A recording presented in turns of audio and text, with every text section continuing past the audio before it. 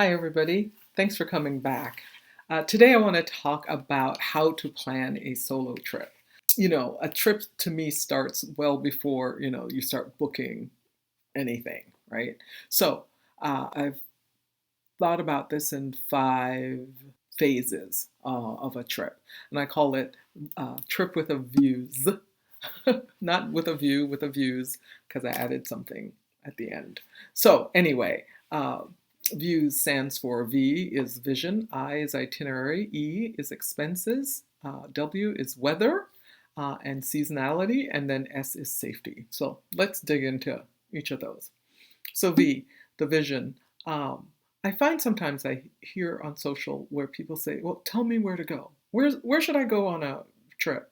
Um, and I think to myself, I don't know if I would ask a random stranger where should go on a trip because I don't really know who they are. I don't understand what kind of person they are, how they live their lives. So their recommendation may not fit with me as a person. So I think the best person to check with who you should go to, where you should go, and what you should do is you. And that's through visioning. Like, what do you see yourself doing on a trip? Are you looking to be on a beach somewhere with a pina colada like all the time and just chilling or reading a book? Is the resort packed and crowded, or is it really secluded? Depending on what kind of personality you have.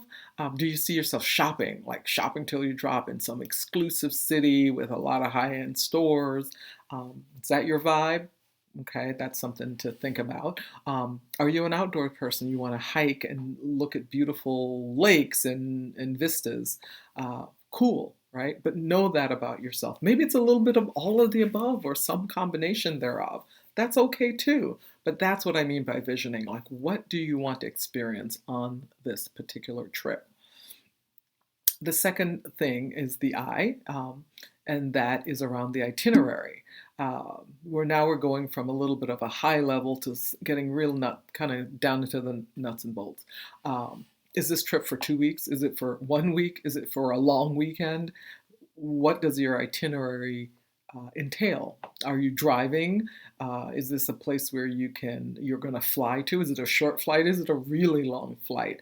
Is it easy to get to the places that you want to go to? For example, on excursions, is it 2 hours to get from your hotel to the place where you get to take the fabulous photo that you've seen on Instagram? You got to count that into. So that's part of what an itinerary is. If you've packed a ton of stuff, like once you get into the itinerary and you see that there's no way all the things that you envisioned can happen in the time that you have, then that's something to think about, right? So um, do you need to redo, like, oh, okay, I'm not going to be able to do 6 excursions a day. I'm going to be able to do maybe two, right? Or three. That's something to be aware of. Or, it's a lot farther away than I realized. The place where I want to stay is a lot farther away than I realized from the airport. I have to account for that kind of time. So if my flight lands at 5 p.m., it's going to be dark by the time I get to the hotel. I'm literally going to be able to maybe just go to sleep. All right. So those are the things that make up an itinerary. The third thing is E, expenses. Now we're getting really real. Like, this is the real. How much is it going to cost you to do this trip, right?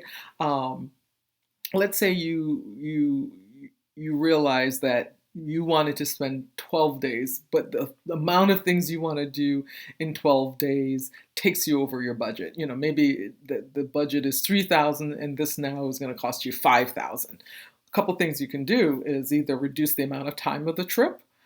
So maybe it's not 12 days, maybe it's 9 days, or you reduce the amount of things you're doing on the trip or places you're going to go on the trip. So, you wanted to go to the beach and you wanted to go to the city and you wanted to go to the mountains. Maybe you're going to have to pick 2 out of 3 or maybe just one of those 3 things to do that will keep you within budget. So I'm going to do a whole session on budget and how to think about that. But that's just a highlight for you as it relates to expenses. W is for weather. Uh, are you looking to go to a place that's warm, Cold, some of us like cold, it's legit. What time of the year is it?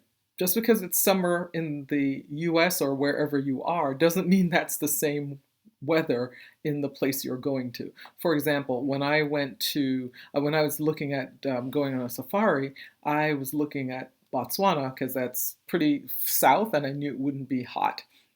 When I realized it didn't work for my budget, I started looking in some other places like Kenya and Tanzania, but I was really concerned because I thought those places are going to be super hot because they're near the equator.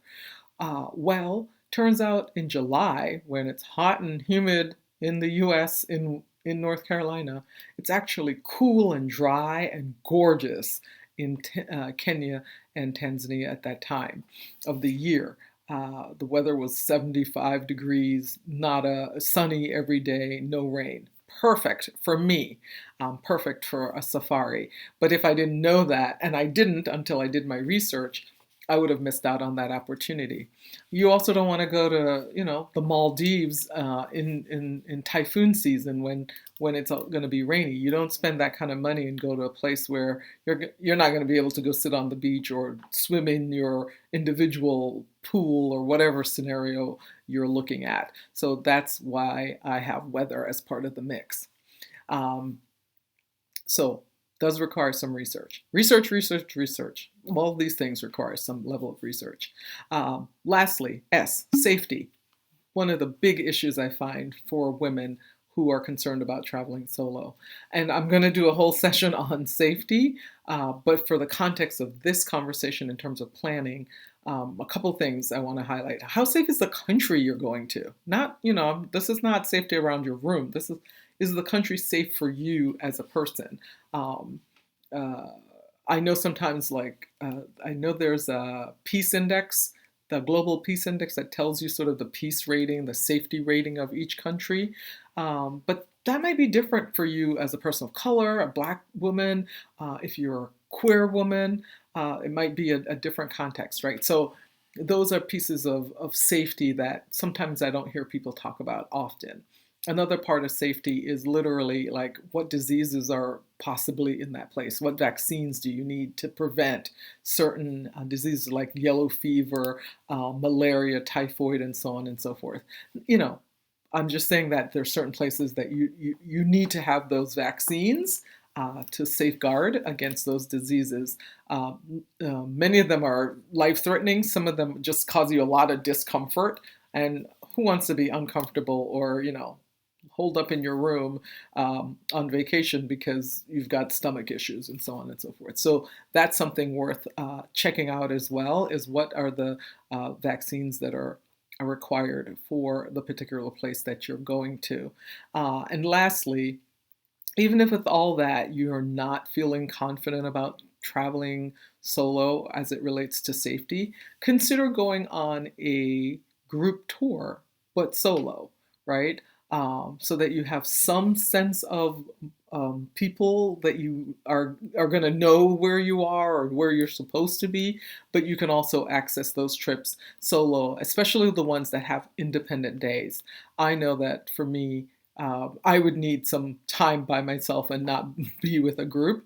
And especially if you're going to go solo, you kind of need to build that in. So that's like a safety net version of a solo trip, is to go on a group trip solo. Hopefully you found all those tips useful. Check out my blog for more specific details on each of those particular areas. You'll see my blog in the show notes down below. Check that out if you want more specific details, and feel free to shoot me an email if there's a specific question you'd like for me to answer about any aspect of the V.I.E.W.S method to planning a solo trip, or anything else, quite frankly. All right, thanks for coming. See you next time. Bye-bye.